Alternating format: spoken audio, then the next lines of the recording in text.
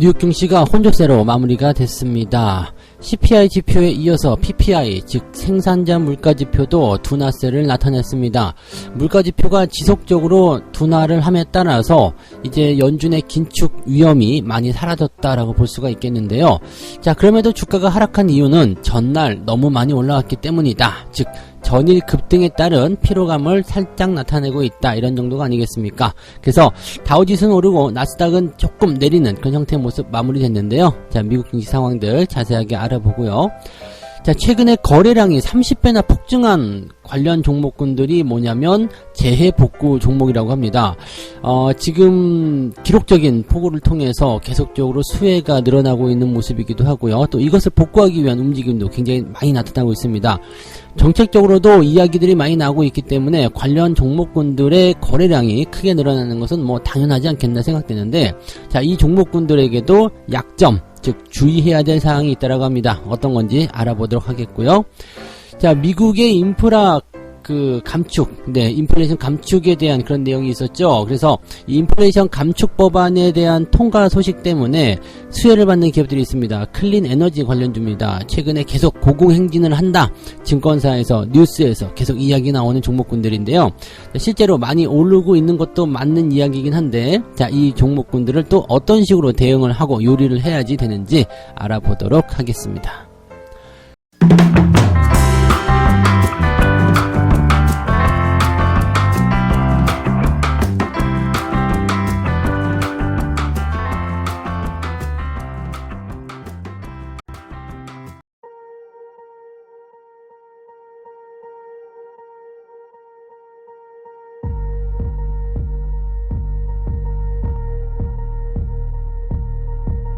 네, 반갑습니다. 자, 오늘은 8월 12일 금요일입니다.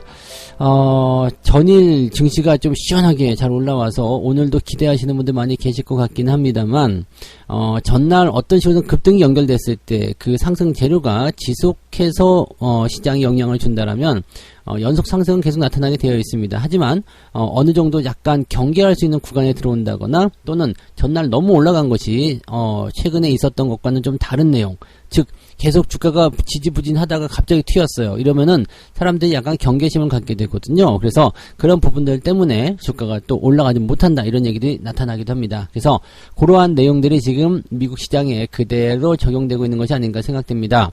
다우지수나 나스닥이나 둘 다 지금 강한 상승으로 출발을 했었습니다. 그런데 오전장 지나면서 점점점 뚝뚝 떨어지더니 결국에는 다우지수는 플러스 0.08이고요. 나스닥은 마이너스 0.58%로 마무리가 됐습니다. 다우지수는 플러스 마감이지만 그냥 내용으로 본다라면 하락했다라고 보시면 되겠고요. 나스닥은 하락 반전이 되었다 보시면 됩니다. 자, 이렇게 되면은 뭐 상황 별로 좋은 것 같지가 않은데 라고 얘기가 좀 될 수도 있을 것 같은데, 뭐 재료적인 측면만 따지고 본다라면은 뭐 특별한 건 없었을 거예요. 그리고 전날 많이 상승한 것에 대한 부분들이 아마도 심리에 영향을 좀 많이 미쳤을 것이다. 왜냐하면 단기적으로 투자하시는 분들도 있을 거 아니에요. 근데 주가가 많이 오르다 보니까 여기다 대고 차익 실현이 들어가는 그런 형태의 모습이 있었을 거고요. 뭐 기술주들의 변동성이 좀 더 클 수밖에 없겠죠. 왜냐면 그쪽이 더 많이 올랐었기 때문에. 거기에 대한 부담감들이 아마 장을 오후로 가면서 점점 밀어내는 것 아니겠는가 생각합니다. 뭐 재료는 좋게 나왔기 때문에 크게 부담은 없을 것 같기는 한데, 이런 심리적인 부담감들은 우리나라는 연휴로 진입이 되기 때문에 약간 오늘은 거래량이 좀 마른다거나 아니면 우리 증시도 소폭 하락으로 진행될 가능성이 있겠다, 이렇게 판단하실 필요는 있을 것 같습니다. 자, 재료가 어떤 것들이 있었는지 알아보도록 하죠. PPI입니다. PPI, 생산자 물가지표인데요. PPI의 상승률이 지난해 같은 기간보다 9.8% 올랐다. 아이고, 이거 많이 올랐네요 라고 하실지 모르겠습니다만, 가장 낮은 상승률, 언제? 지난해 10월 대비해서 가장 낮은 상승률이다, 이렇게 되어 있습니다. 즉 상승폭이 둔화됐다는 얘기거든요. 4개월 연속 11%의 상승률을 기록을 했었는데 8개월 만에 지금 10%대 아래로 떨어진 것이다 라고 되어 있는 거죠. 일단 지난달 기록한 게 11.3이었고요. 그 다음에 이번 달에 나온 게 9.8이니까 물가가 전체적으로 다 내려갔다고 보시면 되겠습니다. 생산자 물가 같은 경우 내려간 것도 당연히 유가의 영향을 좀 받을 수는 있겠습니다만 어쨌건 네, 이것은 굉장히 좋은 흐름이다라고 보시면 되겠습니다. 지금 가장 골치 아팠었던 것이 물가의 상승이었는데 이것이 내려가고 있다니까요. 그러니까 뭐 시장에서는 큰 골칫덩어리 하나를 내려놓은 듯한 그런 느낌이 나오지 않았을까 생각합니다. CPI 소비자 물가지표, PPI 생산자 물가지표, 물가가 다 내려간 거예요. 다 내려갔다라면 인플레이션이 둔화되고 있다는 강력한 신호가 될 것이고요. 그 다음에 뭐 잘 아시겠지만 실업률 같은 경우도 3.5% 거의 뭐 완전 고용에 가까운 그런 형태의 모습 보여줌에 따라서 경기 침체 없는 상태에서 인플레이션, 물가에 대한 압박까지 줄어드니까 연준 입장에서는 이제는 조금 느긋해도 될 것 같은데 라는 생각을 할 수도 있어요. 왜냐면 네, 이 물가 상승에 대한 부분들이 오늘 조금 내려갔다고 해서 내일 다시 올라가고 그런 모습 아니거든요. 한번 추세가 꺾이기 시작하면 일단 그쪽 방향으로 움직임들을 끌고 내려가는 것이 거의 대부분입니다. 그렇기 때문에 연준 입장에서는 급할 일이 전혀 없어진 상태가 되었다 보시면 되겠죠. 그래서 긴축의 완화를 기대해 볼 수 있는 그런 과정이 되었다 이렇게 보시면 되겠습니다. 뉴욕 증시 전문가들도 비슷한 이야기를 하고 있습니다. 인플레이션이 둔화하고 있다라는 이야기. 그래서 이것이 증시에 안도감을 주고 있다. 이런 얘기가 있죠. 물론 기업 실적 같은 경우나 기업들의 변동성 이런 것들은 분명히 있긴 있겠습니다만 지금은 기업들 실적보다도 더 강력하게 작용을 하는 것이 바로 인플레이션이다라고 보시면 되겠습니다. 미국의 인플레이션 둔화에 따른 영향이 시장에 영향을 주고 투자자들이 확실히 낙관적인 분위기로 돌아서고 있는 것 같다라고 얘기를 하는 모습이 좀 있고요. 자, 인플레이션이 코너를 돌았다는 그런 부분들이 지표상으로 계속해서 나타나고 있다. 그래서 연준이 더는 통화정책에 있어서 비상 브레이크를 밟을 필요가 없고 이것은 시장에게는 좋은 일이다라는 이야기를 했다는 겁니다. 자, 지금 9월 20일이죠. 9월 20일에 금리 인상을 하게 될 텐데 금리를 어느 정도 올릴 것이냐 0.5%가 지금은 과반수를 넘어선 흐름을 전망을 가져가고 있습니다. 그래서 자이언트 스텝 말고 빅 스텝이 간다. 약간의 인하가 되는 듯한 그런 느낌을 좀 가져요. 왜냐면 0.75라는 정말 기록적인 그런 단기 상승률을 보였던 금리가 0.5% 인상된대요. 0.75에서 0.5. 그럼 뭐예요? 실제로 금리가 올라가긴 했습니다만 뭔가 금리가 좀 인하된 것 같은 그런 느낌 이런 것도 받으실 수 있잖아요. 그래서 그런 내용이 있다 판단하시면 되겠죠. 전반적으로 미국 증시든 한국 증시든 일단은 영향을 그렇게 받을 수밖에 없는 내용이지만 기본적으로 주가가 상방으로 전환되고 있는 모습들은 나타나고 있다. 일단은 흐름이 바뀌었다라는 것이 이제 중요한 골자가 되겠습니다. 흐름이 바뀌는 것은 굉장히 어렵지만 한번 바뀌고 나면 그 다음부터는 술술 잘 풀린다는 것을 꼭 명심하시기 바랍니다. 국내 증시 같은 경우도 지금 6월 말 7월 초부터 지금 상승한 부분도 보면 상당히 많이 올라왔지만 지금도 더 가야 할 길이 멀다라는 것을 생각하시기 바라고요. 대신에 단기적인 어떤 저항대에 진입을 함에 따라서 요란한 변동성은 나타날 수 있을 것이다. 그렇다고 해서 크게 변수가 생기거나 그러진 않겠습니다만 어쨌건 오늘 주가가 지하물이 내려도 2500포인트 위쪽이지 않겠느냐 이런 전망을 할 수 있겠어요. 근데 모르죠. 이제 시장이 갑자기 미쳐 들어가는 모습이 좀 나타났을 때는 주가가 더 떨어졌을 때 2500도 깨질 수 있는 상황이 있을 거고요. 아니면 상방 쪽으로 돌아버리게 된다라면 2550도 넘어가 버리는 상황이 나타날 수도 있겠죠. 자, 오늘은 대체적으로 이제 하향 패턴으로 많이들 점 찍어낼 수가 있는 상황이긴 한데 시장이 어떻게 변할지 모르기 때문에 일단은 전체적인 흐름은 상방이고요. 또 단기적인 조정이 나타날 수 있는 구간이라 해서 주식을 매도한다거나 물러나거나 그러지 않으셨으면 좋겠습니다. 일단은 내 품에 잘 껴안고 가시면 되겠고요. 아무래도 불안감이 있을 수 있어요. 연휴이기 때문에. 근데 연휴 기간 동안에 나타날 만한 특별하게 나쁜 소식은 없다라고 생각하시면 된다는 얘기죠. 그래서 지금 일단 시장이 가지고 있는 관점은 모두 긍정적으로 풀이한다. 이것이 기본적인 내용이 좀 될 것 같습니다. 오늘도 잘 하실 수 있을 것 같네요. 자, 두 번째 이야기 넘어가 보도록 하면은요. 거래량이 30배나 폭증했다. 누가요? 재복구 테마주가. 지금 특수건설이 이제 가장 주목을 좀 받는 기업이긴 한데, 이 특수건설은 이제 철도 또는 도로 지하 횡단 구조물 비개착 시공, 뭐 말이 되게 어려운데 아무튼 뭐 이제 뭐 터널을 판다든지 뭐 그런 것들입니다. 그리고 이 도시 재건, 복구 이런 쪽으로도 관련이 있다고 좀 보시면 되겠는데요.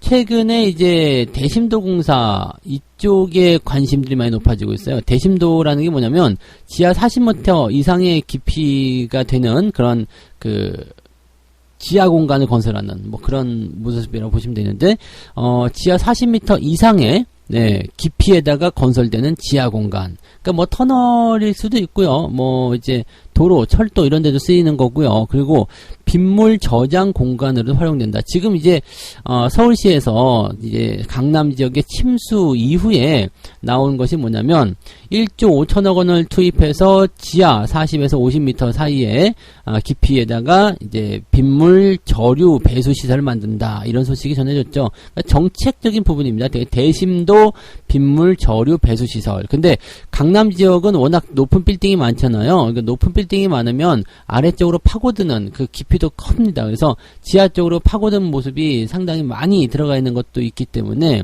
또 지하철 뭐 이런 것들 많이 있죠. 강남은 거의 지하철이 거미줄 같잖아요. 그러니까 그런 식으로 되어 있는 서울에다가 또 거기다가 대심도를 통해서 이제 때려박는 것이 과연 쉬운 일이겠는가 이런 생각들도 좀 나오고 있습니다만 어쨌건 정책적인 이슈가 나타나서 뭐 어떻게든 해결하겠죠. 뭐 곡선으로 가든 뭐 끊어서 가든 돌아서 가든 이 부분은 확실히 관련 기업들에게는 정책적인 수혜로 좀 볼 수 있는 내용이 좀 됩니다. 그래서 이런 것들이 이제 시장에 딱 나오니까 와, 안 그래도 주목받고 있는데 여기에 관련된 기업들이 있다고 그러면서 이제 사람들이 막 몰리기 시작하는 거죠. 자, 과연 이런 기업들을 계속 들고 가는 것이 맞겠는가? 뭐 지금은 진행형이기 때문에 들고 가는 게 맞아요. 그런데 전문가들 이야기를 해보면 뭐 어떤 전문가들일까요? 네, 저도 전문가인데 아무튼 뭐 뉴스에서 이야기하는 이 전문가들의 이야기를 해보면 정부 주도로 이루어지는 국내 자연재해 복구 작업의 특성상 기업들의 실적 개선으로 이어지기는 좀 어렵다. 그래서 실질적으로 이제 이런 뭐 공공사업이죠, 공익사업 이런 쪽으로 되기 때문에 실적이 크게 폭증하거나 이런 쪽으로 연결되기 좀 어렵고 실적이 아예 늘어나지 않는 것은 또 아니겠죠. 그래서 뭐 나쁘진 않은 그런 부분이겠지만 그렇게까지 뭐 이렇게 기업에 크게 도움이 된다, 살림살이가 좋아진다 이런 식으로 생각하기 좀 어렵다는 부분이 좀 되는 거고요. 지금 보면 이제 자연재해 복구에 매년 많은 금액을 사용을 하고 있는데 이게 이제 보통 호우가 집중되는 구간이 7, 8월이잖아요. 7, 8월. 이 7, 8월의 수익률이 오히려 좀 낮았다라고 되어 있습니다. 즉 자연재해 복구에 막대한 돈을 쓰고는 있지만 오히려 관련 기업들의 주가는 높지 않았다. 이거는 근데 이렇게 보면은 연관고리가 있는 것처럼 보이지만 꼭 그렇게 연관고리는 없어요.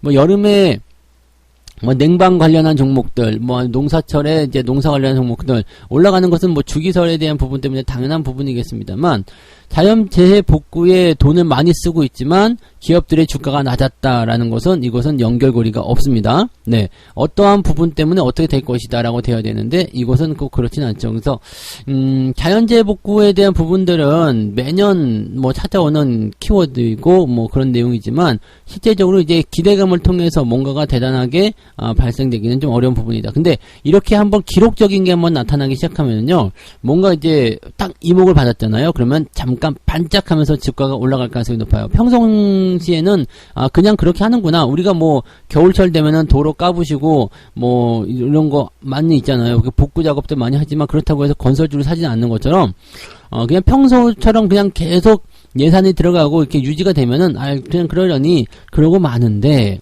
지금 이렇게 기록적인 게 한번 딱 터져가지고 사회적 이슈를 확 끌었어요. 지금 어떻게 보면 정치인들에게 기회가 될 수 있잖아요. 열심히 잘하면 되는데 열심히 뭐만 해주는 척만 해도 인기를 끌 수 있는 상황인데 자, 요럴 때는 살려야 될 거 아닙니까? 그래서 열심히 뭔가 정책적인 걸 하든 아니면 뭐 봉사를 하든 뭐 하려고 하겠죠. 그러니까 그런 부분들이 나타날 수 있는 상황이다. 즉 주목을 받는 게 중요한 거죠. 자, 그래서 이렇게 된다라면은 평상시 대비해서 뭔가 빠른 변화가 일어날 수도 있고 상승할 수 있는 상황이 좀 있다. 하지만 중요한 거는 기업 가치의 변화가 일어나는 것이 아니기 때문에 주가 상승 변동률은 한 달도 채 되지 않는다. 자, 근데 한 달 정도면은 충분하지 않나요? 네, 이렇게 급등 테마가 몰리게 했을 때 한 달 정도면 충분하죠. 그러니까 이런 테마주를 공략할 때는 이미 많이 올라가 버렸으면 건드리지 않는 게 가장 좋은 상책이죠. 네, 아무튼 뭐 그런 식으로 보시면 되는 거고요. 뭐 특수건설 이야기만 해드렸지만 뭐 우원 개발이라든지 이화공영 이렇게 이런 종목군들 토목과 그 다음에 이렇게 도시 재건 뭐 등등등의 연결고리가 있을 수 있는 그런 기업들이 주목을 받는 상황인데 너무 많이 올랐다라면 매수하지 마세요. 지금이라도 야 그 종목 안 샀어? 야 많이 올랐는데 라고 생각하면 아까운 마음에 그냥 덥석 꼭대기에 들어가시는데 굳이 그러실 필요는 없고요. 대신에 갖고 계신 분들은 더 들고 가셔야 될 것 같습니다. 일단은 정책적인 이슈가 이야기가 되고 있는 상태이고 아직 장마가 끝나지 않았고요. 다음 주에 또 비가 내린다는 얘기가 있죠. 네, 그렇다면 조금 더 남아있다라고 보시면 되겠습니다. 테마의 수명은 앞으로 이 재료가 끝났냐 안 끝났냐로 결정할 수 있다는 것을 꼭 기억하시기 바랍니다. 자, 세 번째 이야기 보도록 합니다. 인플레 감축법이 뭐길래, 네, 그러게요. 뭐길래 수소 풍력등 클린 에너지주의 고공행진이 일어나고 있는가. 자, 이 인플레이션이죠. 인플레이션 감축 법안을 통과시키면서 이제 이 친환경 관련주들에게 아주 그냥 쭉 네, 뭔가 기대감이 몰려가는 그런 느낌이었어요. 그래서 태양광, 수소, 풍력, 뭐 이런 등등 얘기겠죠. 지금 이 법안의 친환경 관련 예산이 지금 3,690억 달러라고 되어 있습니다. 많지는 않아요. 잘 보세요. 이게 558조 원. 물론 이제 많네요. 뭐, 많다라고 봐야 되겠다. 그죠? 네. 기후대책. 네, 그 다음에 복지 지원 이런 쪽에 4,300억 달러인데 이 중에서 3,690억 달러니까 거의 대부분이라고 봐야 되나요? 친환경 관련 예산이 일단 그렇다라고 되어 있고요. 2030년까지 온실가스 배출량을 40% 절감하는 것을 목표로 한다라고 되어 있고요. 단일 규모로 미국 역사상 가장 큰 기후 법안이다라고 되어 있습니다. 그러다 보니까 이제 관련 종목군들 친환경 뭐 등등등이 굉장히 주목을 받는 거죠. 바이든 대통령이 처음에 당선이 될 때 그 시점 대선 당시만 하더라도 이 풍력 관련한 종목 뭐 이렇게 그런 것도 있었잖아요. 친환경 관련 종목군들이 상당히 많이 올라갔었습니다. 상당히 강하게 상승하는 모습이 좀 있었고요. 그런 것들이 이제 그 전부 다 그린 에너지, 풍력 에너지, 뭐 이렇게 신재생 에너지 이런 쪽으로 많이 얘기가 나왔었는데 그 영향에 대한 일단 정책적인 이슈가 아직까지 이어지고 있는 것이다라고 생각을 해주시면 될 것 같아요. 자, 그래서 뭐 종목들을 잠깐씩 대표 종목들만 살펴보면 이제 하나솔루션 같은 경우 이제 태양광 쪽이잖아요. 이 태양광 쪽에 대한 부분들은 이제 뭐 하나솔루션 같은 경우는 미국 내에서만 1.7 기가와트의 모듈 생산 능력을 보유하고 있다. 이게 이제 부각이 되면서 이제 태양광 관련한 부분에서의 기대감이 좀 나타나는 거죠. 지금 이 태양광 쪽 같은 경우는요, 세제 혜택이 있어요. 세제 혜택. 그래서 모듈 와트당 7센트의 세제 혜택, 그 다음에 2023년 실질 생산 능력 2.4 기가와트 가정 시에 모듈 판매 수익성과 상관없이 누릴 수 있는 세제 혜택이 무려 2천억 원이 넘는다. 이렇게 되어 있죠. 그러니까 지금 2.4 기가와트 실질 생산 여기 미치지 않는다고 하더라도요. 미치지 않으면 뭐 2천억이 안 돼도 상관없잖아. 뭐 1,000억 라도 뭐 어때요? 일단은 혜택을 받는다는 게 중요한 거죠. 그러니까 세제 혜택에 대한 부분들이 상당히 중요한 그런 이슈로 되면서 이제 수혜가 될 수 있는 종목이 되었다라고 되어 있는 부분이고요. 또 풍력 같은 경우는 지금 대명에너지가 코스닥에 있었고요. 그 다음에 베스타스, CS 윈드 뭐 이런 기업들 있죠. 네, 이런 기업들이 이제 보면은 또 풍력과 관련된 내용에서 기대치가 또 높죠. 왜냐면 이제 풍력은 대표적인 그런 그린 에너지라고 보시면 되잖아요. 그래서 요쪽도 이제 상당히 이제 의미가 있는 그런 투자가 될 것이다. 이것도 마찬가지로 뭐 세제 혜택이라든지 이런 부분들이 있을 수 있다. 그 다음에 보조금에 대한 이야기들 나올 수 있겠죠. 자, 그 다음에 뭐 두덤 퓨얼셀과 같이 이제 수소 전문 기업들, 이 수소 관련한 부분도 마찬가지예요. 근데 물론 이런 것들도 당연히 진행이 좀 될 수 있는 부분이죠. 뭐 이 풍력 같은 경우는 보조금이 그 지급하는 부분들이 기한 연장이 되면서 풍력타워 수주가 재개될 것이다라는 기대감을 가지고 있었던 부분이 좀 있었고요. 수소 같은 경우도 마찬가지로 이쪽 부분에서의 뭔가 이제 강력한 지원책이라든지 이런 것들이 당연히 나타날 수 있죠. 그러니까 사실 이제 이런 친환경 관련한 부분들은 이제 정부의 어떤 의지 이런 것들이 굉장히 중요해요. 이번 정부가 무엇을 할 것이냐인데 바이든은 처음부터 이 친환경을 가지고 들어왔기 때문에 여기에 대한 기대감들은 전체적으로 있다 보시면 되겠습니다. 문제는 뭐냐면 지금 더 올라갈 것이냐잖아요. 지금 단기적으로 많이 상승하는 부분들이 있어요. 근데 얘네들이 신고가를 넘었느냐, 또 그렇게 보면은 그렇지 않은 기업들도 많단 말이죠.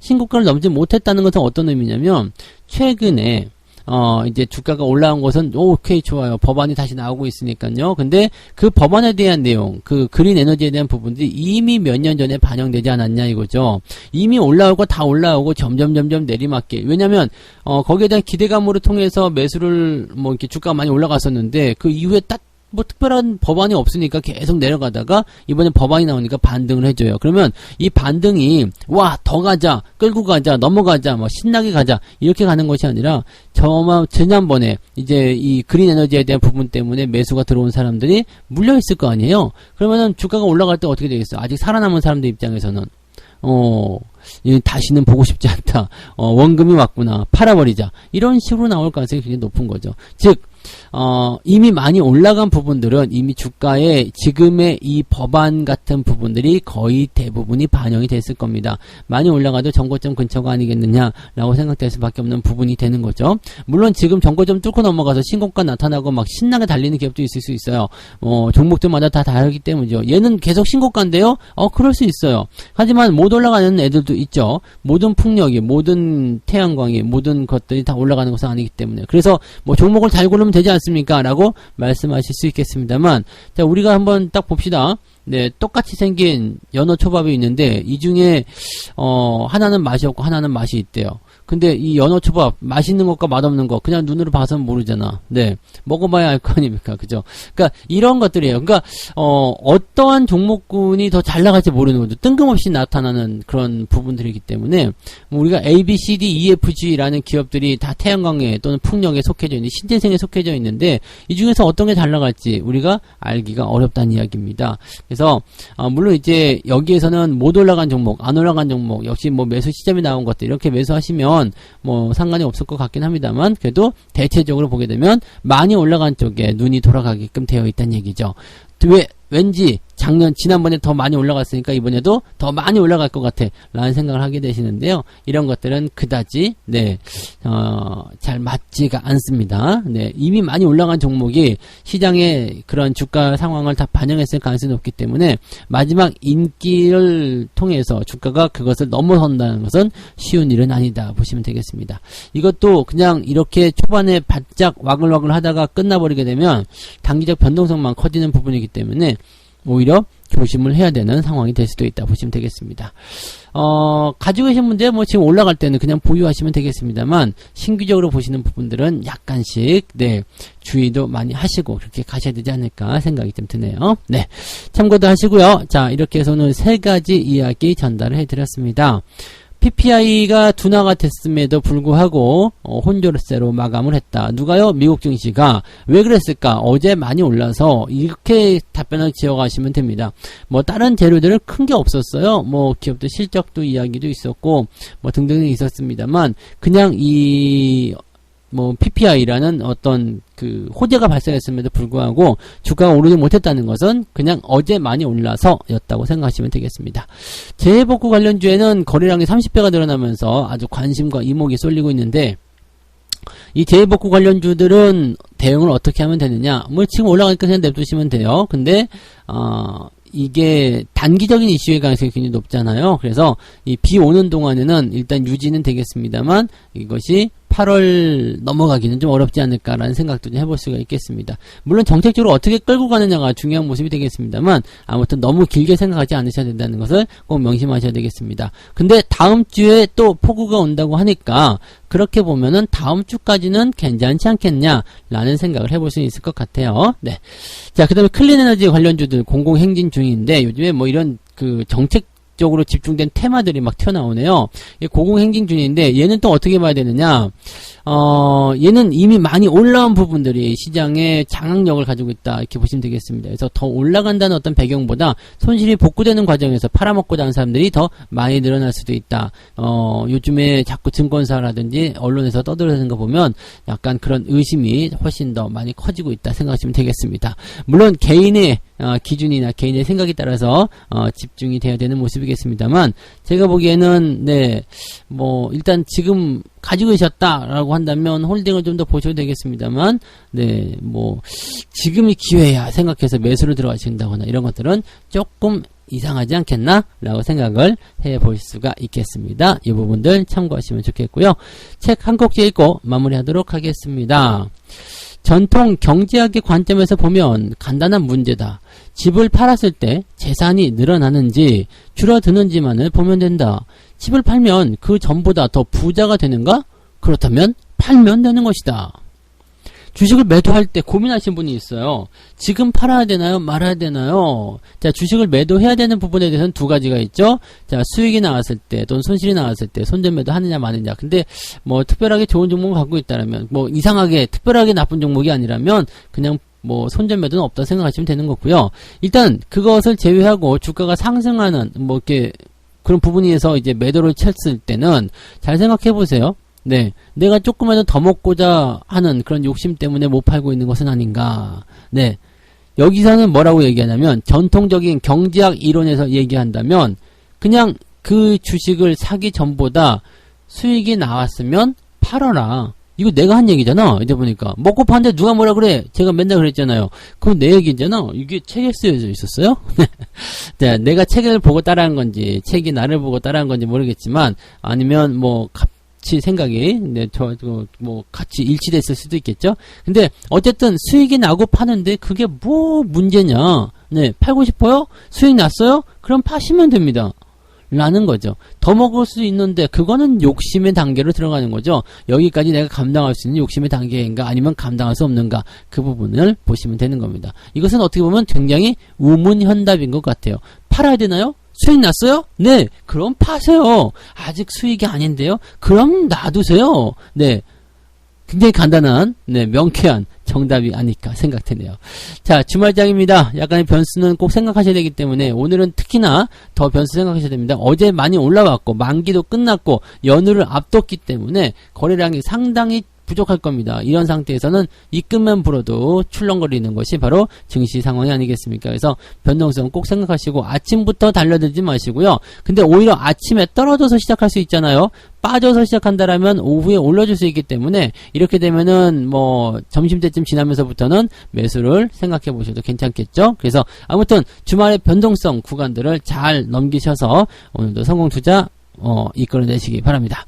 저는 여기까지 이야기하고요. 저는 장중시장에서 다시 오겠습니다. 고맙습니다.